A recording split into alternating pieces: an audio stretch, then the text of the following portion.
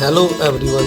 तो आइए प्यारे बच्चों, आज हम शुरू करते हैं कक्षा 7th का वर्कबुक का यानी कार्य पुस्तक का अध्याय नंबर 2 प्राणियों में पोषण। तो सबसे पहले हमें यहाँ पर दिया हुआ है, ये जो चित्र में हमें दिखाया गया है, ये जो पहले कुत्ता है क्या खा रहा है, मुंह से मांस खा रहा है।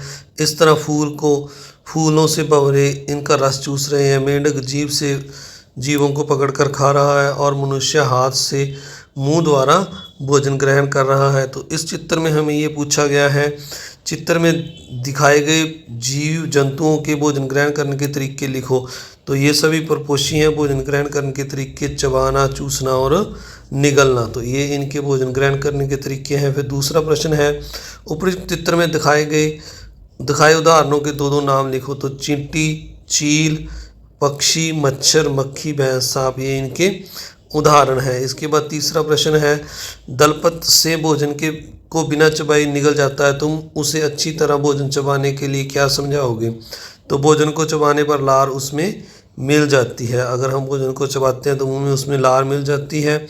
और जो मंड को शकरा में बदल देती है, यानी भोजन में मंड होता है जो शकरा में बदल जाता है। लार से भोजन चिपक जाता है जिससे उसे आसानी से निगला जा सकता है। तो अगला पेज शुरू कर।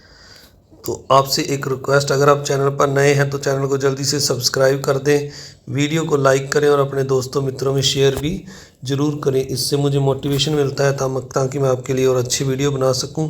तो 4 नंबर प्रश्न में यहाँ पर लिखा हुआ है, ये तुम्हें यहाँ मनुष्य के पाचन तंत्र का चित्र दिखाया गया है जिसमें पाचन अंगों के नाम दिए गए हैं। चित्र में दिए गए पाचन अंगों के सामने इनसे स्रावित एंजाइमों के नाम लिखो। तो इसमें क्या पार्ट में हमने यहाँ पर जो चित्र में हमें जैसे पहले लाला ग्रंथि दिखाई है मुंह में, तो इसमें कौन सा रस निकलता है, लाला रस। इसी तरह इसोफेगस यानी जो ग्रास नली है तो इसमें कोई नहीं। तो इसी तरह यकृत है जो हमारा यहाँ पर, इसमें से पित्तरस निकलता है। इस तरह अमावस्या जो है हमारा, इसको थोड़ा सा ऊपर कर लें।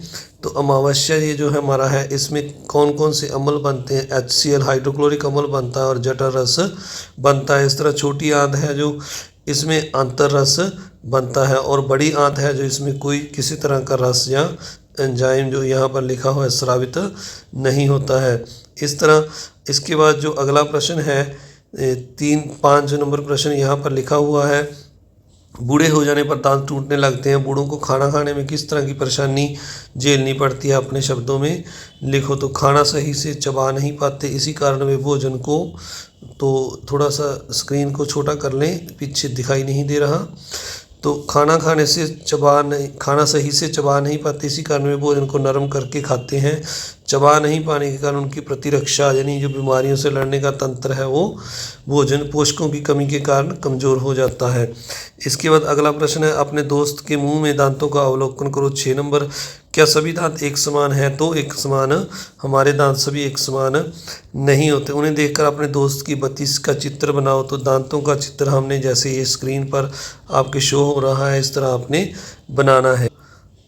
7 नंबर प्रश्न है, दोस्त के दांतों या अपने दांतों को आईने में देखने की कोशिश करो कि दाढ़ और आगे के कृतक दांत में कोई फर्क दिखाई देता है। तो जैसे ये चित्र में दिखाया है, दाढ़ चौड़ी होती है और कृतक और दांत आगे से पतले व चौड़े होते हैं। इसी तरह 8 नंबर प्रश्न है, 2 पशुओं के नाम लिखो जो जुगाली करते हैं। तो गायें और भैंस जुगाली करते हैं, यानी एक पर इकट्ठा खा लेते हैं और उसके बाद उसको धीरे धीरे मुंह में लाकर चबाते रहते हैं। जुगाली करने वाले जंतुओं का प्रमुख आहार क्या है। तो ये जुगाली करने वाले घास भूसा हरा चारा ये जो जानवर खाते हैं। इसके बाद आप सभी से एक बार फिर से रिक्वेस्ट, अगर आप चैनल पर नए हैं तो चैनल को सब्सक्राइब जरूर करें, वीडियो को लाइक करें और अपने दोस्तों मित्रों में इस वीडियो को शेयर भी जरूर करा करें। तो आइए अब 9 नंबर प्रश्न है, रमेश ने अपनी विज्ञान की पाठ्यपुस्तक में पढ़ा कि जंतु घास खाते हैं, वे उसमें मौजूद सेलुलोज का पाचन करते हैं। तुम पाठ्यपुस्तक में पढ़कर बताओ कि घास खाने वाले जंतुओं में सेलुलोज का पाचन होता है, कैसे होता होगा। तो उन जंतुओं में रुमेन या अंधनाल होते हैं तथा रुमेन या अंधनाल में सेलुलोज का पाचन करने वाले जीवाणु पाए जाते हैं। तो जंतुओं के रुमेन में सेलुलोज को पाचन करने वाले जीवाणु पाए जाते हैं। तो यानी हम कह सकते हैं जंतु में रुमेन होता है, रुमेन में सेलुलोज का पाचन करने वाले जीवाणु पाए जाते हैं। इसके बाद 10 नंबर प्रश्न है, निम्न जोड़ी का मिलान करो अ का ब से। तो पित्त है जो ये यकृत में होता है। अमावस्या में अम्ल निर्मित होता है जो 7.5 मीटर लंबी ये छोटी आंत होती है, तो छोटी आंत के साथ मिला दिया। पानी और खनिज का अवशोषण बड़ी आंत में होता है। लार ग्रंथि है जो ये लार स्रावित करती है। इस तरह मैंने इनके सामने जो इनके आंसर है सही नंबर लिख दिए हैं। तो आइए अब अगला प्रश्न देखते हैं। यहाँ पर अ पार्ट में लिखा है ऊपर दिए गए अ और ब कॉलम में कोई दो पाचन रसों के नाम बताओ।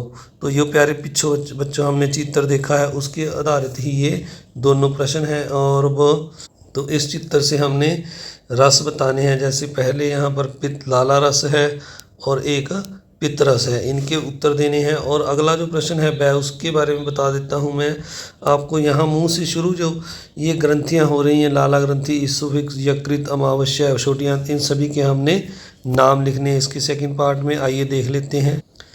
तो ए पार्ट में हमने यहाँ पर पित्त रस और लाला रस लिख देना है। इसके बाद जो बे पार्ट है इसमें यहाँ पर पूछा गया है कॉलम और ब में पाचन तंत्रों के अंगों के ऊपर से नीचे के क्रम में लिखो। जैसे मुंह के बाद अगला पहले जो अंग आता है उसके बाद में के क्रम में, यानी सबसे पहले ऊपर लाला ग्रंथि है, फिर इसोफिक्स यानी ग्रसनरी, फिर यकृत, अमावस्या, फिर छोटी आंत, फिर अंत में बड़ी आंत। तो इस तरह आपने इस क्रम में लिखना है। इसके बाद जो अगला प्रश्न है सही जोड़ी बनाओ।